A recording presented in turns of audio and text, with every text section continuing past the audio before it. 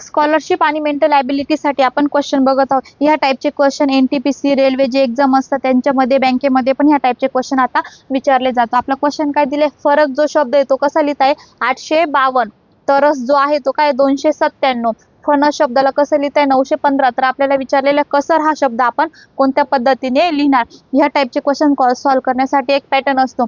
आता आपण बघू र सेम येतो इथे, पण स सेम येते, म्हणजे आता इथे आपल्याला वेगळा पॅटर्न वापरावा लागणार आहे. आपण पहिल्या जर दोन बघितले शब्द काय दिलेले फरक आणि तरस, तर दोघांमध्ये कॉमन काय येतोय आपल्याला आर कॉमन येतोय. मग आर कॉमन आहे म्हणजे याच्यामध्ये सेम संख्या कोणती आलेली 2 आलेली, म्हणजे आर साठी आपण काय वापरणार मग 2 वापरणार. आर साठी काय वापरला आपण 2 वापरला.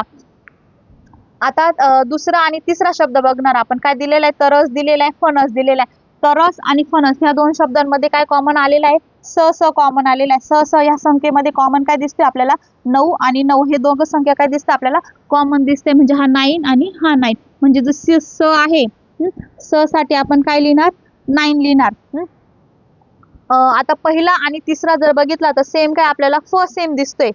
दोघांमध्ये पण काय फ सेम आहे. मग पहिला आणि तिसऱ्यामध्ये कोणती संख्या सेम दिसते आपल्याला, तर 5 आणि 5 ही संख्या काय दिसते आपल्याला सेम दिसते, म्हणून आपण फ साठी काय वापरणार मग 5 वापरणार. आपला प्रश्न काय दिले आपल्याला क स र, म्हणजे आपल्याला र भेटलाय स भेटलाय, फक्त आपल्याला काय काढायचं आता क काढायचं.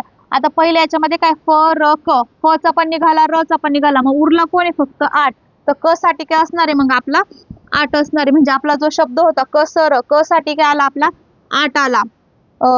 स साठी किती आला 9 आला, आणि र साठी किती आला 2 आला, म्हणजे ऑप्शन जो डी आहे तो काय आपला करेक्ट आन्सर आहे. थँक्यू.